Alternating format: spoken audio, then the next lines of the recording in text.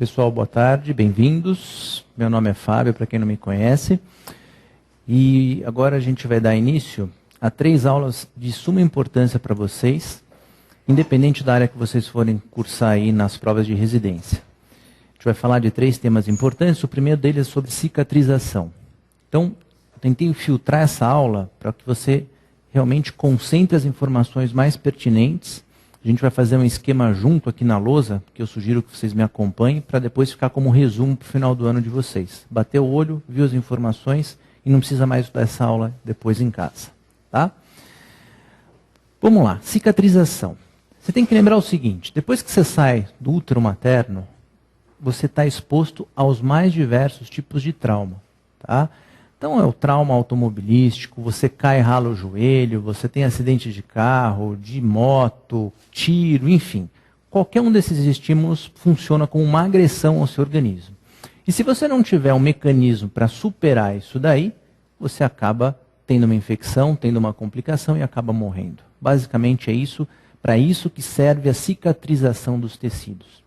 E de todos os tecidos, sem dúvida alguma, a pele é o nosso tecido mais importante. Porque além de ser o nosso cartão de visita, né, para que a gente consiga se apresentar para as pessoas, ela também tem as funções de defesa, as funções de proteção, de retenção térmica.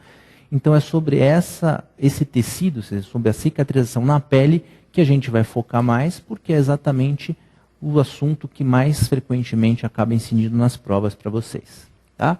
Então aqui, ó, um trauma bem leve, um trauma que é uma escoriação. Tá? Caiu de bicicleta, ralou a coxa. Isso aí a gente já está acostumado, o famoso raladão, que a gente passa lá pomada, faz um curativo, às vezes não faz nada, e o organismo vai e se recupera. Tem trauma mais profundo, esmagamento de membro inferior em acidente automobilístico. Aí já não adianta muito a gente não fazer nada, a gente tem que ter uma atividade proativa, a gente tem que fazer alguma coisa para que esse organismo volte a se recuperar.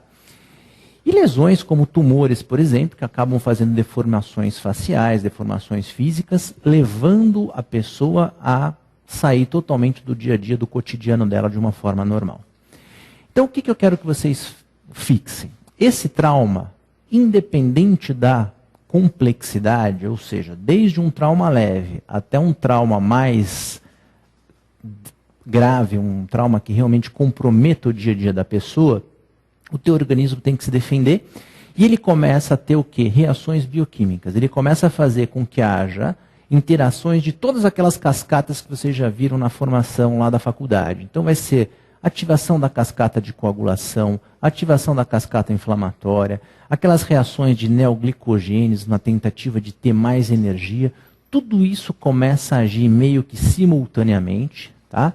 Fazendo o quê? Fazendo com que o organismo tente se recuperar daquele estímulo que foi sofrido. Tá? Tudo isso, na verdade, leva o teu organismo a ter uma reabilitação, consequentemente, volta a ter uma integridade tecidual daquela parte que foi lesada, e ao nome desse processo a gente chama de cicatrização. Então a cicatrização ela tem as 2 funções primordiais. Devolver integridade tecidual, de modo que você consiga reabilitar o teu corpo para a tua vida habitual. Tá? Então é isso que a gente vai estudar a partir de agora, daí a importância desse tema que a gente vai começar a falar agora. Tá? Então, em resumo, a cicatrização é a tentativa biológica do organismo em restaurar a sua integridade, e como consequência de todos esses processos que a gente vai estudar, você vai ter aquela cicatriz, que é o resultado final de todas essas interações de cascatas e de reações bioquímicas que eu citei para vocês. Para ser uma forma didática, para a gente entender o processo, a gente vai subdividir o processo de cicatrização em 3 grandes etapas. Fase 1, que é a dita fase inflamatória. Fase 2, que é a fase proliferativa, e fase 3, que é a fase de remodelação. Essas são fases clássicas. Qualquer questão de residência médica vai perguntar a sequência, ou quantas fases são, ou o que acontece de mais importante em cada uma delas. Então, a partir de agora, a gente vai dissecar cada uma delas separadamente, vamos frisar aquilo que é mais importante, para esse assunto morrer e você não ficar perdendo tempo daqui para frente. Tá? Então, vamos lá. Fase inflamatória, o nome já está falando, é uma fase em que a cascata de inflamação, os processos inflamatórios vão ser muito solicitados. Tá? Ela tem início aqui, ó, no momento do trauma até 48 horas. Então vamos colocar aqui o nosso resumo que eu falei para vocês que a gente ia fazer junto. Ó. Cicatrização. Fase inicial, que é a fase que a gente vai começar a ver agora, é uma fase dita inflamatória. Se inicia no momento do trauma, tem uma duração de aproximadamente 48 horas. Então, depois que eu tive o trauma, eu vou começar a ter o quê? Algumas reações importantes. Então, a primeira coisa que eu quero que vocês gravem, na fase inflamatória, assim que você lesa o tecido, assim que começa a ter um sangramento, chega a primeira célula que vai ajudar a desencadear esse processo de cicatrização. Quem são essas células? São as plaquetas.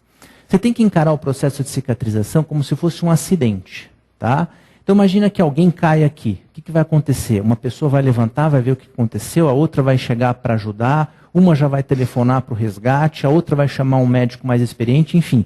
Você começa a ter uma sequência de comunicação ou de evento para resolver esse problema. Na cicatrização acontece a mesma coisa. Chegam algumas pessoas que começam a desencadear esse processo. Quem são essas primeiras, entre aspas, pessoas? São as plaquetas. Então, as plaquetas são importantes. Primeiro, porque vai formar aquele trombo branco, o trombo da cascata de coagulação. Com isso, vai ativar todos aqueles fatores, cascata intrínseca, fator extrínseco, que vão culminar com a hemostasia tecidual. Simultaneamente, você também vai ter o quê? O start para a cascata inflamatória. Isso vai ser importante porque vai fazer com que haja a construção da rede mais primitiva de todo esse processo de cicatrização, que é essa rede de fibrina. Você tem que imaginar o seguinte, o processo de cicatrização é um evento que vai se somando. Então a gente está falando o quê? Do alicerce desse processo, a base pelo qual você vai construir a sua cicatrização, a sua cicatriz daquele tecido que foi lesado. Tá? Então a primeira coisa que acontece é a chegada da plaqueta, ela vai fazer hemostasia, desencadeia o cascata de coagulação, de inflamação e forma essa rede de fibrina primitiva.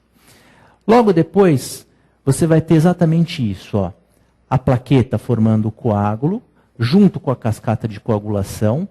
E essas plaquetas são importantes porque, além de parar o sangramento, elas vão começar a secretar fatores de crescimento. Então vamos ver um pouco mais de detalhe quais são essas reações bioquímicas e quais são esses fatores importantes envolvidos. O primeiro fator de crescimento importante é o TGF-beta. O que é o TGF-beta? É o famoso fator de crescimento de transformação beta. É um fator que é o quê? Secretado pela plaqueta e vai ser importante porque ele vai fazer a atração de células de defesa. Então lembra aquele evento que eu falei? A pessoa caiu, vai uma pessoa ver o que está acontecendo e já vai chamar a próxima para ajudar. Tá? Então a plaqueta vai fazer exatamente isso, ela vai fazer hemostasia, vai desencadear um processo e vai começar a atrair as outras células. Quais são as outras células que chegam logo depois das plaquetas? São as células de defesa, os polimorfos nucleares. Então aqui, ó, na fase inflamatória, eu tenho a chegada do primeiro grupo de células, que são as plaquetas. Essas plaquetas vão secretar fatores plaquetários que vão atrair outro grupo celular, no caso, os neutrófilos ou os polimorfos nucleares. Aqui é o nosso resumo mais simplificado desse processo mais detalhado que a gente está vendo. Ela vai secretar também o PDGF. O que é o PDGF? É o fator de crescimento derivado das plaquetas. Tá? Vai ser importante porque aquela rede de fibrina primitiva que a gente começou a fazer com as plaquetas, ela vai começar a se multiplicar. Aquele tecido que foi o alicerce pelo qual você vai construir a sua cicatriz, ele começa a se multiplicar. Tá? Outro fator importante, o PDAF, que é o fator angiogênico derivado da plaqueta. Então, sobre aquele tecido de fibrina que a gente começou a formar com as plaquetas, você começa a também ter o que? A estimulação da formação de novos vasos sanguíneos. Esses novos vasos sanguíneos são importantes para levar oxigênio, para levar mais célula, para levar mais plaqueta, para levar mais células de defesa, para fazer o quê? A recuperação tecidual daquele organismo que foi lesado. E por último, a gente vai ter o quê? O PDEGF, que é o fator de crescimento epitelial. Você tem que imaginar que quando você tem uma lesão tecidual, por exemplo, imagina um machucado aqui, ó, machuquei a pele, tá? Aqui no epitélio da pele, eu ainda tenho células vivas que fazem parte da minha pele. E as plaquetas vão fazer o quê? Secretar alguns fatores que vão fazer com que haja o crescimento para que essa pele volte a se encontrar com a outra borda e volte a se reconstituir, tá? E aí esse fator a gente chama de fator de crescimento epitelial, ou seja, do epitélio da pele. Tudo isso, tá, vai ser importante para a formação do novo tecido. E olha que interessante, você tem que ter duas preocupações quando você está falando de cicatrização. Você vai reconstruir o tecido que foi lesado, através desses processos que a gente está vendo, e ao mesmo tempo você tem que combater os agentes externos, ou seja, as bactérias, os corpos estranhos, aquilo que está a mais e que foi introduzido no corpo durante o trauma. Imagina um acidente automobilístico, você dá aquela ralada, quanta bactéria não entrou ali dentro, quanto corpo estranho de terra não está lá dentro. Então você tem que ter também o quê? Uma reação de defesa, uma reação inflamatória. Daí o nome fase inflamatória, tá? Como que isso acontece? Quando a plaqueta desencadeia a cascata de coagulação, esses fatores de coagulação também vão fazer com que haja a degradação de produtos de fibrina, ou seja, todo aquele corpo estranho, todo aquele tecido que foi lesado, todo aquele tecido que eventualmente morreu com aquele trauma, ele tem que de alguma forma começar a ser retirado, tá? Isso vai fazer com que haja a migração, mais uma vez, dos polimorfos nucleares. Então você começa a construir e começa a limpar aquilo que não serve mais para você, tá? Fazendo com que haja o quê? O controle do processo infeccioso através de um processo que começa a se cruzar. Então, você começa a construir, começa a defender, e esses dois braços desse processo começam a se intercruzar e se a potencializar. Então, esse fator de crescimento, por exemplo, vai fazer com que haja um feedback positivo e que você comece a ter a atração de novas células de defesa. Então, o processo começa a ficar cada vez mais intenso, cada vez mais acelerado, cada vez mais quente para tentar recuperar aquele tecido que foi lesado, tá? Com isso, a gente vai ter mais degradação daquelas células que não servem mais para a gente e vai aumentar o processo de inflamação. Quando eu aumento o processo de inflamação, eu potencializo de novo toda essa cascata que eu estou fazendo. Eu faço com que chegue mais plaqueta, mais polimorfo nuclear acaba sendo estimulado e aquilo começa a ser o quê? Cada vez mais aquecido, tá? Esse fator de crescimento de epitélio aumenta a produção para que você tenha uma regeneração da sua pele na parte mais superficial, faz com que você tenha uma epitelização desse tecido já na fase inflamatória, e tudo isso para quê? Para que você tenha uma defesa do seu organismo, para que você consiga o quê? Se defender daquele estímulo de agressão que você teve. Tá? Bom, não vamos nos perder.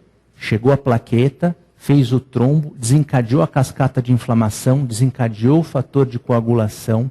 A gente viu que essas duas cascatas começam a se cruzar e se a potencializar. Atrai o segundo grupo celular, que são os polimorfos nucleares ou os neutrófilos.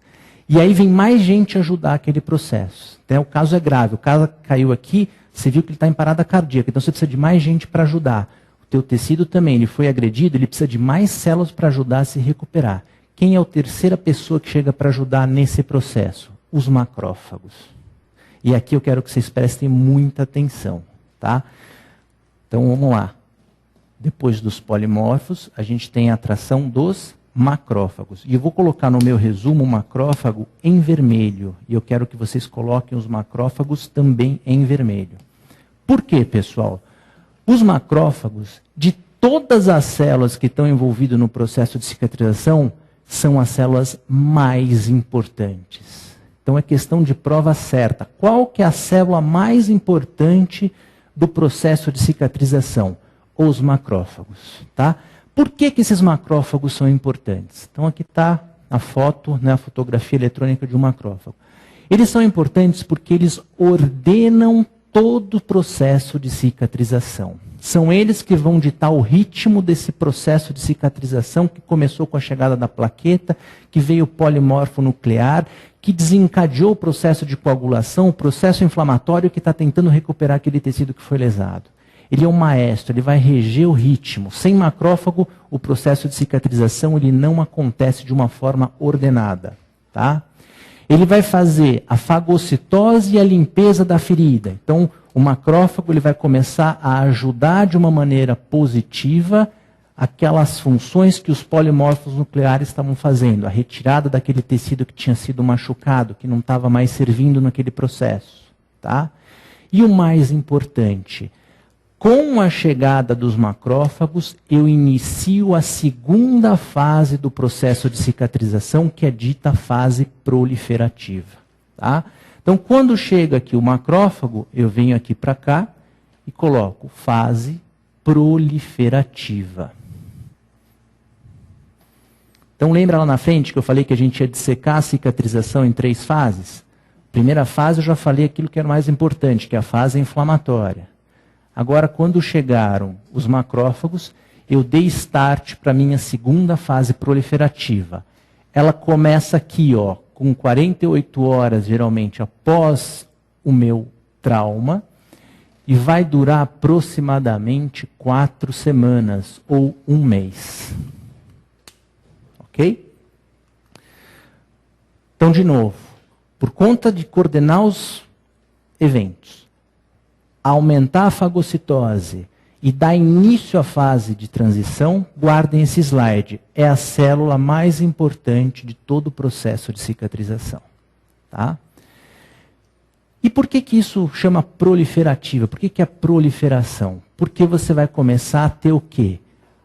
Aquela matéria-prima, aquele alicerce de tecido novo, que a gente começou a falar lá no início da fase inflamatória, ele começa agora a ganhar corpo.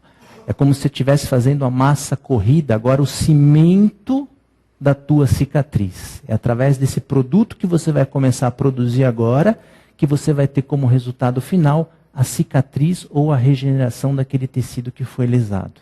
Tá?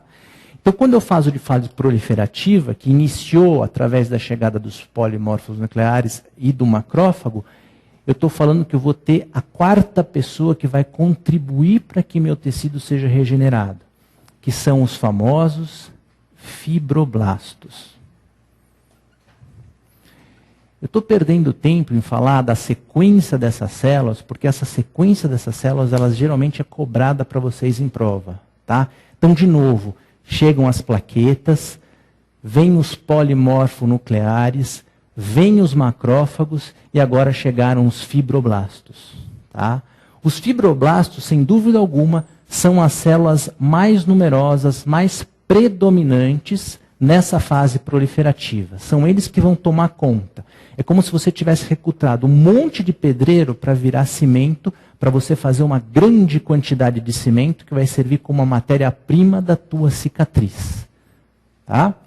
Então, de novo, às vezes as questões podem ser em forma de gráfico. Por exemplo, ele coloca aqui 1, 2, 3, 4, 5 e coloca as células responsáveis pela sequência do processo de cicatrização são respectivamente. Você tem que interpretar. Então, de novo, as primeiras, as plaquetas. Segundo, os polimorfos nucleares. O terceiro e mais importante de todo o processo, os macrófagos. E por último, os fibroblastos. Tá? E esses fibroblastos, eles vão fazer o quê? Eles vão produzir o cimento. Qual que é o cimento da cicatriz? O que na maioria do nosso corpo é formado? De proteína. Tá? Então, os fibroblastos, eles vão ser responsáveis pela produção de proteína. A proteína, por sua vez, é formada de aminoácido. Tá? E dentro desse nosso processo de cicatrização, tem 3 nomes que vocês têm que guardar. São 3 aminoácidos importantes envolvidos no processo de cicatrização. É a famosa glicina, a famosa prolina e, por último, a lisina. Vamos prestar atenção aqui, porque aqui tem algumas questões também que estão em moda perguntar. Então vamos entender, não precisa decorar. Entenda, você entendendo fica fácil. Comecei a fase proliferativa, minha segunda fase da cicatrização. Quem deu início a ela? Os macrófagos, as células mais importantes de todo o processo. Nessa fase eu vou ter atração de fibroblastos, que vão produzir quem? Proteínas. As proteínas são formadas de aminoácidos, glicina, prolina e lisina. Então imagina o seguinte, você tem aqui o meu fibroblasto. Dentro do meu fibroblasto eu estou produzindo as proteínas que vão começar a formar moléculas maiores. Tá? Então eu vou pegar uma molécula de glicina, vou ligar com uma molécula de prolina, com uma molécula de lisina, com outra molécula de lisina, com outra molécula de prolina, eu vou começar a fazer a formação de cadeias maiores. E ao nome dessas cadeias maiores eu vou denominar de colágeno. São as minhas famosas moléculas de colágeno. Você tem colágeno tipo 1, colágeno tipo 2, do tipo 3, enfim, nós temos 12 tipos de colágeno no nosso corpo. Especificamente, no processo de cicatrização, 2 tipos são fundamentais. É o colágeno do tipo 3 e o colágeno do tipo 1, que são formados por esses aminoácidos e que no processo de cicatrização, no caso, é a glicina, a lisina e a prolina. Tá? Então aqui vocês têm uma ideia de como que é uma molécula de colágeno. Então está aqui, a gente tem 12 tipos no nosso corpo. O tipo 1 e o tipo 3 são os mais importantes na formação da cicatriz. O que é um colágeno? É um conjunto de moléculas, de sequências de aminoácidos que vão se somando e vão formando cadeias maiores. Então eu tenho aqui formação de uma cadeia. Continuo formando outra cadeia com glicina, prolina e lisina. Formo outra cadeia, glicina, prolina, lisina, enfim. A sequência pode ser variada. E vai chegar uma hora que eu vou precisar fazer algo maior, algo mais firme, algo que me dê uma matéria, que é a minha cicatriz. Tá? Para que isso aconteça, eu vou ter que ter o quê? A união dessa cadeia, dessas moléculas de aminoácido, com essa cadeia e com essa cadeia.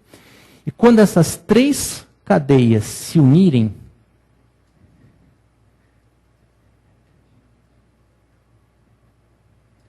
elas vão me dar a molécula mais primitiva, que eu vou chamar de colágeno. Deu para entender? Então vamos lá. O fibroblasto vai pegar as moléculas de aminoácido, vai unir umas às outras e vai formar uma cadeia grande. Depois você vai ter outra cadeia, outra cadeia. Vai chegar um momento que você vai ter que unir essas moléculas. Quando você tiver a união delas de uma forma tridimensional, que a gente fala, com 3 cadeias diferentes unidas entre elas, a isso eu denomino de colágeno. Eu posso ter colágeno do tipo 1 até o colágeno do tipo 12. No caso específico aqui da cicatrização, eu vou ter 2 tipos mais importantes, o tipo 3 e o tipo 1. Ok? Agora tem algo mais importante nisso tudo. Como é que de repente um aminoácido que formou uma cadeia vai fazer com que a outra cadeia se una a ele e forme essa configuração tridimensional da molécula de colágeno que eu preciso no final? Através de uma reação bioquímica importante. Então vamos prestar atenção nisso aqui. Eu falei para vocês que eu tenho a lisina, a prolina e a glicina. Para que a lisina consiga se unir a outra prolina, a outra lisina, e essa molécula se juntar a essa e de uma forma tridimensional, bem forte, consiga fazer uma molécula de colágeno, eu tenho que ter uma reação bioquímica. Eu tenho que hidroxilar essa lisina para que isso consiga acontecer. Então eu vou ter uma reação de hidroxilação, eu vou somar um hidrogênio aqui, e vou transformar a lisina em hidroxilisina. O que é hidroxilisina? É a minha lisina que foi hidroxilada. Tá? A mesma coisa eu vou ter que fazer com a prolina. Eu vou ter que transformar essa prolina, através de uma molécula de hidrogênio, em hidroxiprolina. Por que isso é importante? Porque quando essa lisina se transformar em hidroxilisina, essa hidroxilisina é que vai ser a responsável por fazer com que haja a união dessa cadeia com essa cadeia e com a terceira cadeia, e que culmine com a formação daquela molécula tridimensional que a gente falou, unida fortemente umas às outras. Tá? Essa hidroxilisina ela vai ser responsável pela ligação covalente que a gente fala entre uma cadeia e outra. Essas cadeias elas começam a se unir de uma forma mais forte, fazendo com que o resultado final seja a produção de uma molécula altamente adesiva, altamente forte, que vai ter como resultado final a minha cicatriz. Entenderam? Tá? Se eu não tiver a hidroxilisina, se eu não conseguir hidroxilar a minha lisina e hidroxilisina, essas moléculas não vão se unir uma das outras, consequentemente a minha formação, a minha molécula de colágeno final vai ser muito frágil, muito insuficiente e não vai me dar uma boa cicatriz final. Tá? E outra coisa, para que serve a hidroxiprolina? Ela vai fazer com que essa ligação forte entre uma molécula e outra consiga se torcer nessa configuração tridimensional que eu falei para vocês que tem a molécula de colágeno. Então eu só tenho uma molécula de colágeno se eu tiver uma lisina hidroxilada e uma prolina hidroxilada. Porque a lisina vai fazer com que essas moléculas se unam rapidamente umas às outras e de uma maneira bem intensa. E a hidroxiprolina vai fazer com que haja uma configuração tridimensional entre elas. Se eu tiver isso bem feito, se o meu organismo fizer isso de uma maneira adequada, o resultado final vai ser a boa produção do colágeno do tipo 3 e uma boa produção de um colágeno do tipo 1. Um bom colágeno tipo 3 e um bom colágeno tipo 1 tem como resultado final uma boa cicatriz. Se isso não funciona, eu não tenho um bom processo de cicatrização. Agora o filé mignon da aula. Por que eu estou falando tanta coisa, tanta bioquímica, tanto detalhe? Para que essa lisina consiga ser transformada em hidroxilisina, eu tenho que ter fatores, ou melhor, tenho que ter cofatores, eu tenho que ter elementos que permitam que essa reação de hidroxilação aconteça. Quais são os principais? Oxigênio, cobre e o que adoram perguntar para vocês, a famosa vitamina C ou ácido ascórbico. Por quê? Porque essa vitamina C vai fazer com que a lisina seja transformada em hidroxiprolina. Ela vai potencializar essa hidroxilação. Quem faz essa hidroxilação? É uma outra enzima chamada lisina hidroxilase. Lembra, tudo que você precisa fazer de reação química, você tem que ter uma enzima que vai levar outra enzima que leva outra enzima. Tá? Então a vitamina C faz com que a lisina hidroxilase hidroxile a lisina em hidroxilisina. A vitamina C vai fazer também a estimulação de uma outra enzima para que a hidroxiprolina se forme, que é a famosa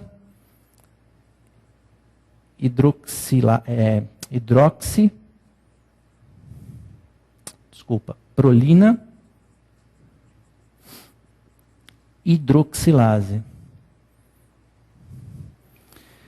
Pessoal, se eu não tiver vitamina C, eu não tenho lisina hidroxilase. Consequentemente, eu não transformo a lisina em hidroxilisina. Consequentemente, eu não tenho essas ligações covalentes, a minha molécula de colágeno vai ser deficiente. Tá? Daí a importância da vitamina C. E agora vamos fazer um link com a clínica médica. Lembra do escorbuto, aquela doença que é o quê? Uma deficiência de vitamina C que as pessoas têm? Por que quem tem escorbuto tem um monte de lesão e não cicatriza nunca? Porque eles têm deficiência de vitamina C. Consequentemente, eles não têm a produção da lisina hidroxilase. Consequentemente, essa lisina não vai ser transformada em hidroxilisina. Se eu não tenho hidroxilisina, eu não tenho ligação covalente. Se eu não tenho ligação covalente, essas moléculas de aminoácidos não vão formar uma molécula legal de colágeno. Meu colágeno é falho, meu colágeno é deficiente. Consequentemente, a minha cicatriz vai ser ruim. Então, o meu processo de cicatrização vai ser ruim. Pediatria, doença de Ehlers-Danlos tipo 4. Lembra? Aquela criança que tem uma frouxidão ligamentar, ela é totalmente mole, se brinca com o dedo, ela tem uma flexibilidade absurda. Por quê? Porque ela não tem a prolina hidroxilase. Se ela não tem a prolina hidroxilase, ela não vai fazer a transformação da prolina em hidroxiprolina. Se eu não tenho hidroxiprolina, essa molécula não adquire uma configuração tridimensional adequada. Logo, a minha molécula de colágeno é deficiente e o colágeno que forma as minhas articulações vai ser falho. Olha como um processo de cicatrização você começa a extrapolar para doenças químicas, para doenças da pediatria, para doenças da clínica médica, e começa a entender o processo. Por isso que é importante, por isso que é uma aula importante, por isso que esses detalhes têm que ser respeitados. Tá?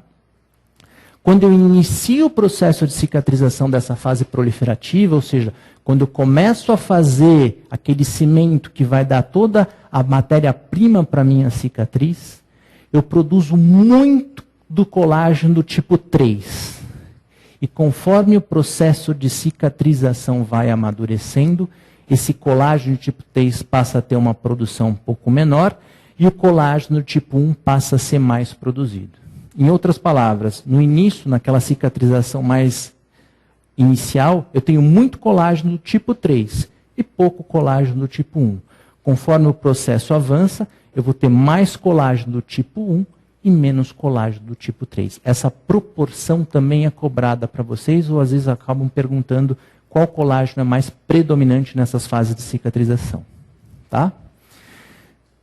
De novo, para quem não entendeu. Rapidamente. Lesei o tecido. Chegaram as plaquetas. Desencadeei fatores de coagulação, cascata inflamatória. Esses processos se potencializam. Vamos chamar mais gente para ajudar. As plaquetas vão chamar quem? Os polimorfos nucleares. Os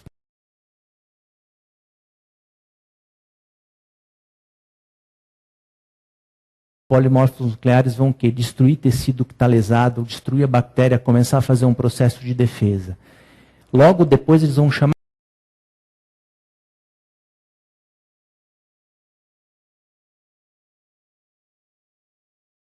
quem? Os macrófagos, as células mais importantes da cicatrização, que vão dar início à segunda fase, que é a famosa fase proliferativa. Qual que é a célula que predomina aqui?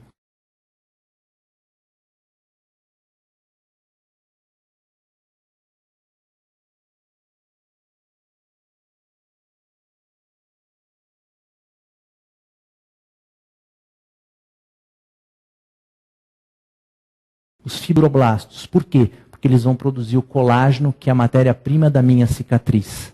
Como que os fibroblastos vão produzir isso? Através de aminoácidos. Tenho dois tipos importantíssimos, lisina e prolina. Porém, para que eles consigam agir, eles têm que estar o quê? Em forma hidroxilada.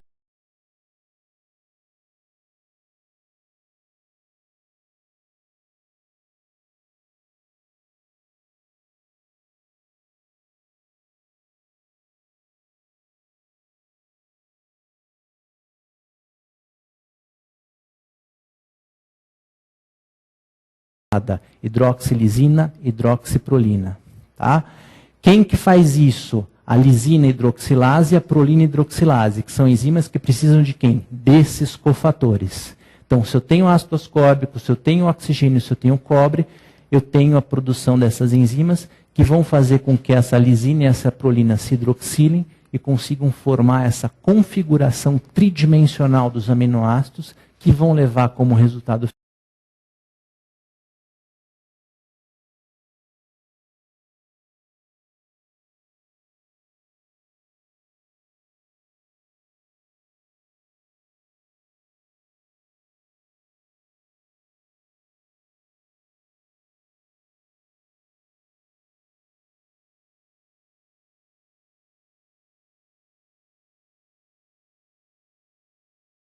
final, a formação da minha molécula de colágeno, que é a grande matéria-prima de toda a minha cicatriz. Tá? E por fim, depois que eu tiver aquela matéria-prima pronta, eu tenho que começar a modelar.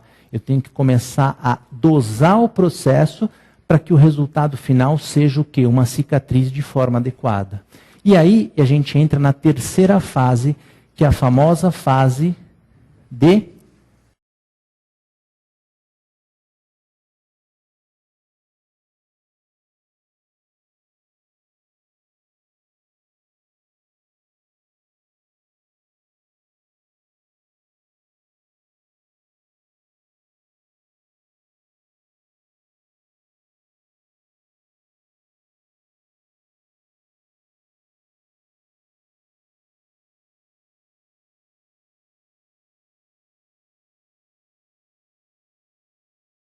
remodelação, que é a terceira fase do meu processo de cicatrização. Quando é que ele começa? Depois que isso daqui formar uma molécula de colágeno. Lembrando de novo que os colágenos mais importantes, inicialmente colágeno do tipo 3 e um pouquinho do colágeno do tipo 1. Entramos na fase de remodelação, que vai acontecer exatamente o quê? Um feedback negativo de todo esse processo. Se eu continuar, feito um maluco, chamando cada vez mais gente, daqui a pouco está o prédio inteiro aqui para ver o quê? O que aconteceu com aquela pessoa que caiu na sala. Né?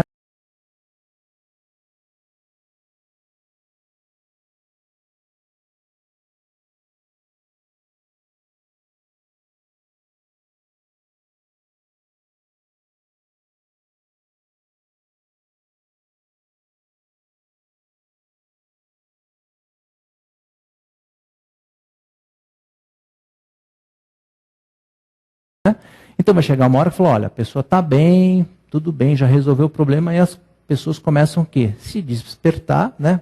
Começam a se afastar e fica um processo mais equilibrado, não fica aquele tumulto. Aqui acontece a mesma coisa. A partir do momento que eu tenho uma quantidade de colágeno bem produzida, com uma boa qualidade, eu tenho a matéria-prima ideal da minha cicatriz. Agora eu preciso o quê? Dosar esse processo para que eu tenha uma cicatriz adequada. Tá?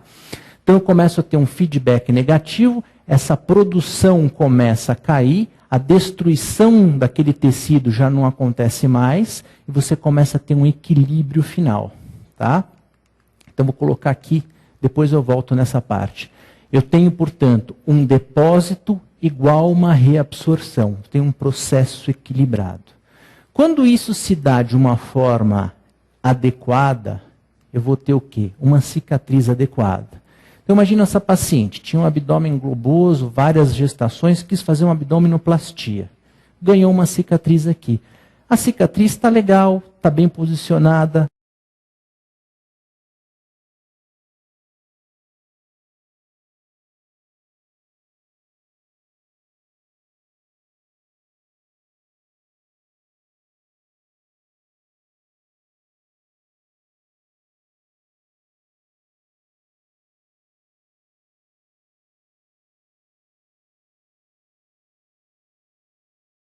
Não está alta, está só com uma coloração mais vinhosa, ou seja, eu estou tendo um equilíbrio entre o que foi feito de cicatriz e aquela absorção daquela cicatriz, para que o processo seja o quê? Adequado e eu tenha uma cicatriz adequada.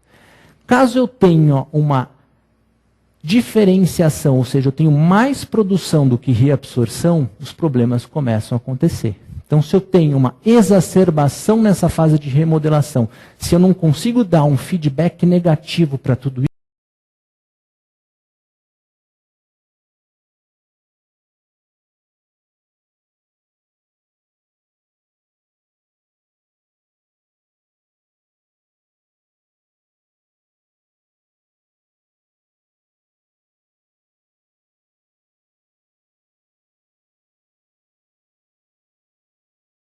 isso vai continuar produzindo mais matéria-prima, mais colágeno, e aquela cicatriz começa a crescer.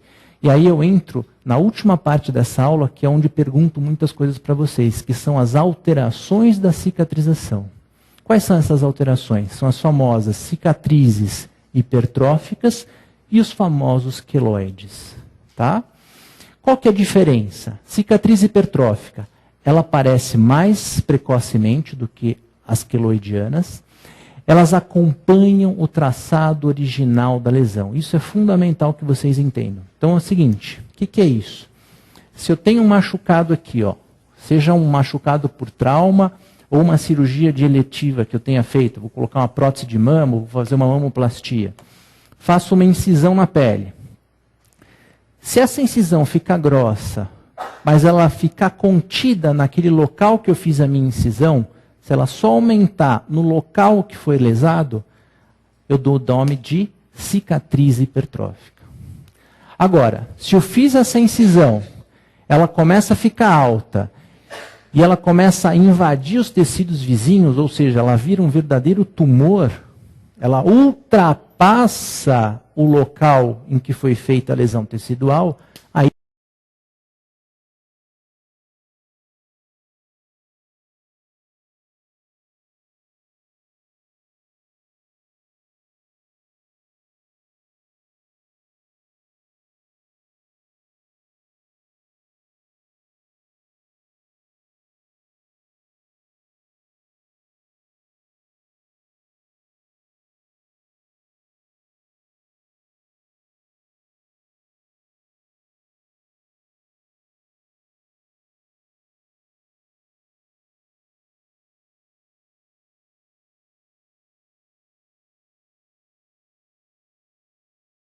isso eu denomino de cicatriz queloidiana ou famoso queloide. As pessoas adoram confundir e os examinadores agora vão perguntar a diferença para vocês.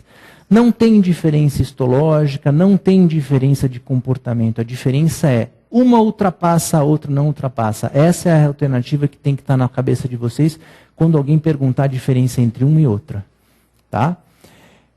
Elas respondem melhor ao tratamento, então quando ela é hipertrófica, você ainda consegue eventualmente reverter o processo ou controlar o processo. Quando ela é queloidiana, não tem muito mais o que você fazer. Tá? Portanto, elas têm uma evolução mais favorável. Já os queloides,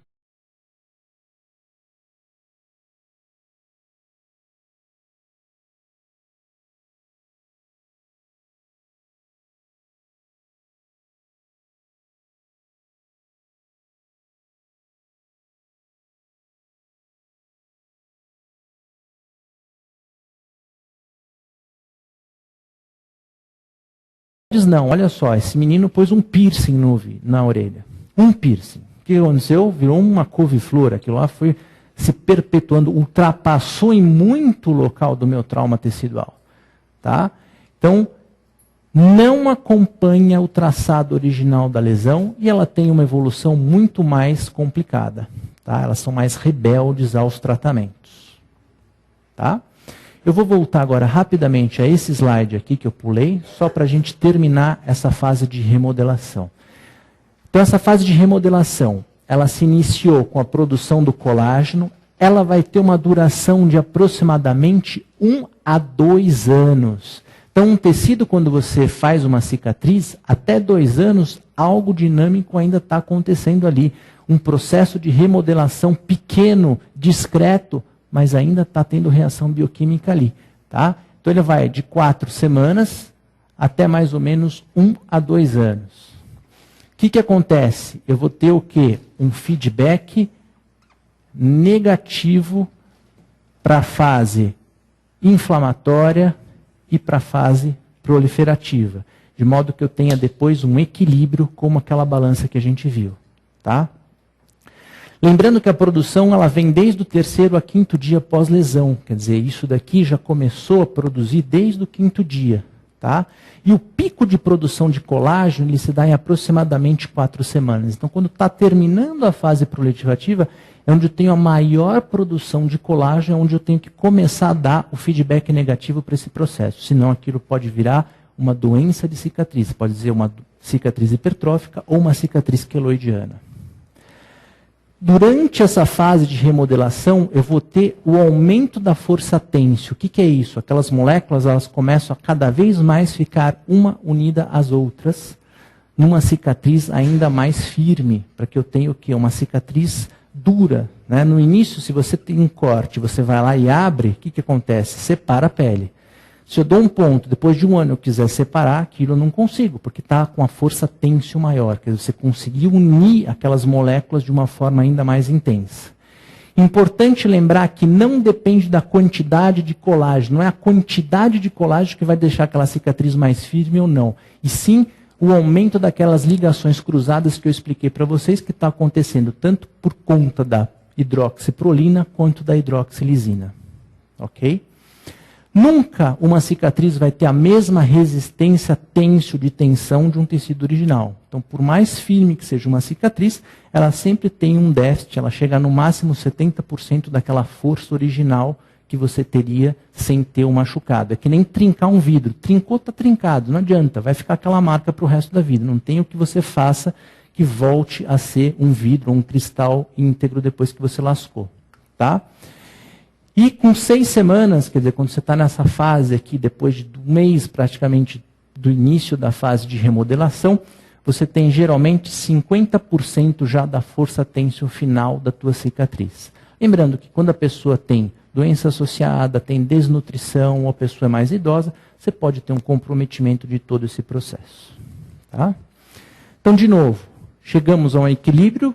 Ok? Se não chegamos, passamos às cicatrizes hipertróficas e queloidianas. A grande diferença que eu falei para vocês é que uma ultrapassa o limite e a outra respeita o limite.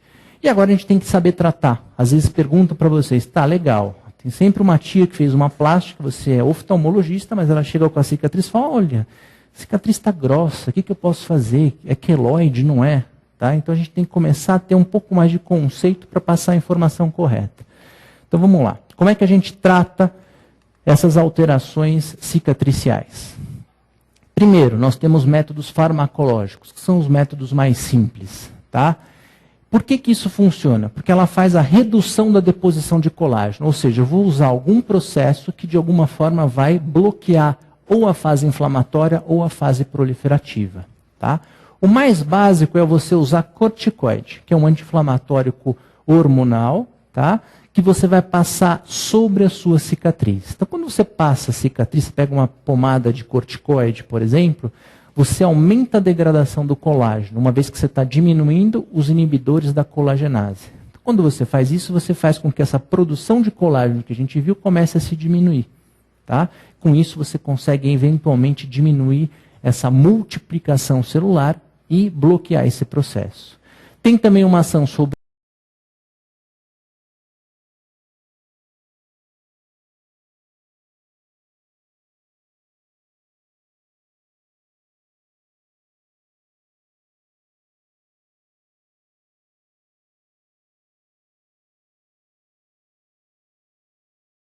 o DNA, diminuindo a quantidade de fibroblasto que está sendo produzido ou que está sendo migrado para aquela região.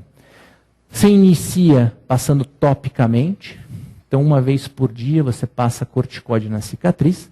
Caso ela insista em crescer, você pode fazer isso intralesionalmente. Então você pega corticoide injetável e coloca dentro da sua cicatriz queloidiana ou da sua cicatriz hipertrófica, no intuito de tentar diminuir a produção de colágeno e bloquear essa cicatriz errada.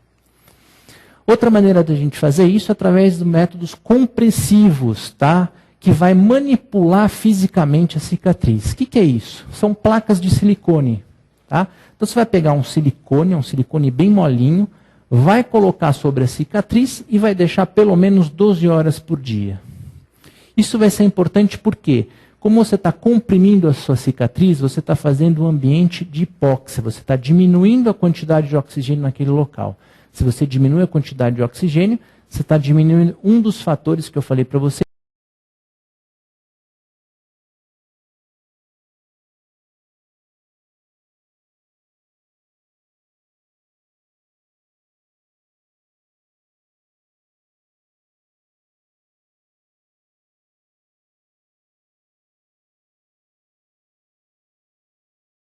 Que são os cofatores da prolina hidroxilase e da lisina hidroxilase. Consequentemente, aquela molécula de colágeno passa a ser mal produzida ou produzida de uma forma errada. tá? Você diminui o inibidor das colagenases também e você desidrata o tecido. Com isso você vai ter uma estabilização de mastócitos, e os mastócitos são uma daquelas células que ajudam lá os polimorfos nucleares a atrair os macrófagos e dar sequência ao processo de cicatrização. Tá? Então são as formas compressivas.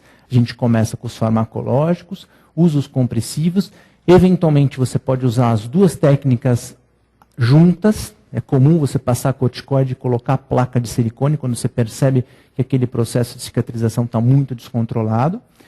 E por último, a forma cirúrgica que a gente reserva principalmente para as cicatrizes queloidianas. E aí tem um detalhe técnico importante que vocês têm que lembrar. É a famosa ressecção intralesional. Então imagina aqui, ó, tem um tumor na orelha. Se eu chegar e cortar o tecido bom para tirar todo esse tumor, o que vai acontecer? Eu estou dando novo estímulo, vou ter outro processo de cicatrização e provavelmente o tumor vai voltar. Então o que a gente faz? A gente faz uma ressecção intralesional, a gente tira apenas dentro do tumor e vai reduzindo isso gradativamente. Então eu tiro 1/3, daqui um mês eu tiro mais 1/3, depois de um mês mais 1/3, sempre com incisões dentro da lesão, para que você tenha uma diminuição gradativa e dessa forma você evita de estimular o processo de cicatrização, evita que isso volte a acontecer. E em casos muito rebeldes, não tem jeito, você fez tudo isso, voltou, você pode ter que fazer a ressecção e complementar com a famosa beta-terapia ou com a radioterapia. O que é a beta-terapia? É uma incidência mais leve de uma radioterapia, que vai fazer com que haja uma inibição de todo esse processo proliferativo, no intuito de tentar o quê? Brecar esse processo de cicatrização. Tá? Então essas são as formas mais importantes que a gente tem para tentar diminuir ou para tentar tratar essas cicatrizes, principalmente as cicatrizes hipertróficas. Tudo bem? Vamos ver algumas questões para fazer o fechamento dessa aula. Assinale o fator que não influencia a cicatrização. Então, anemia, falta de vitamina C, hipoproteinemia ou alcalose. Anemia está ligado ao oxigênio, fator importante que a gente viu. Vitamina C, ninguém mais vai esquecer da importância da vitamina C. Proteína, lembra de aminoácido, lembra de prolina, lisina, tem que ter. Então, no caso, seria a alcalose. A função da vitamina C da cicatrização é transformação da hidroxiprolina. Tá? Se tivesse hidroxilisina, também estaria valendo. Ela é complemento das duas enzimas. Em relação à cicatrização das feridas operatórias, é correto afirmar que 1. A fase inflamatória inicia-se logo após a lesão. Ok. São eventos importantes dessa fase a agregação plaquetária, ok. E a liberação de fatores como o fator de necrose tumoral alfa, interleucina pró-inflamatória, interleucina 1 e fatores de crescimento. Aquele slide a gente viu a maioria dos mais importantes. Os neutrófilos predominam inicialmente, sendo substituídos progressivamente pelos macrófagos.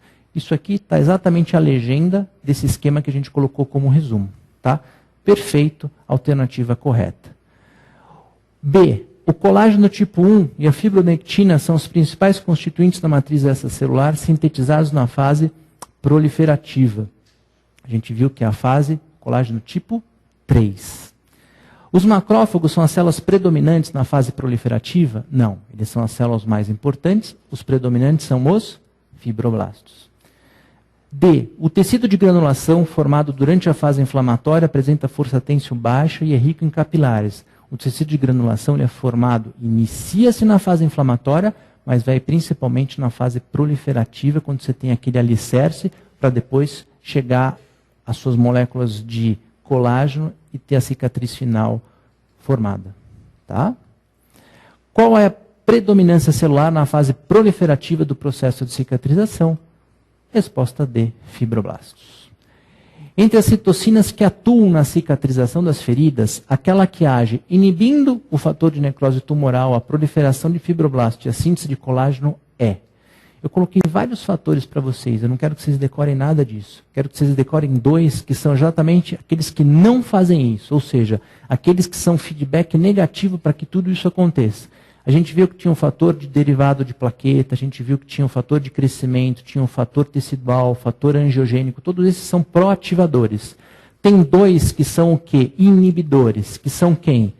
As interleucinas do tipo 4 e do tipo 10. Então, guarde a exceção. A 4 e a 10 são as interleucinas que não fazem parte do processo de uma forma ativa, elas inibem esse processo. Todas as outras são o quê? Proativas. Então, TNF-alfa, interleucina 1, 2, 6, 8, interferon gama, PDGF, todos os outros estimulam o processo. A 4 e a 10, elas inibem. Tá? Então, resposta C, interleucina do tipo 4. Durante a resposta inflamatória da cicatrização tecidual dos elementos envolvidos, o de maior importância e o primeiro a penetrar na área lesionada são, respectivamente, macrófagos e neutrófilos. Ok? Senhores, 10 minutos de intervalo e a gente retorna com a segunda aula. Qualquer dúvida, eu estou à disposição online. Obrigado.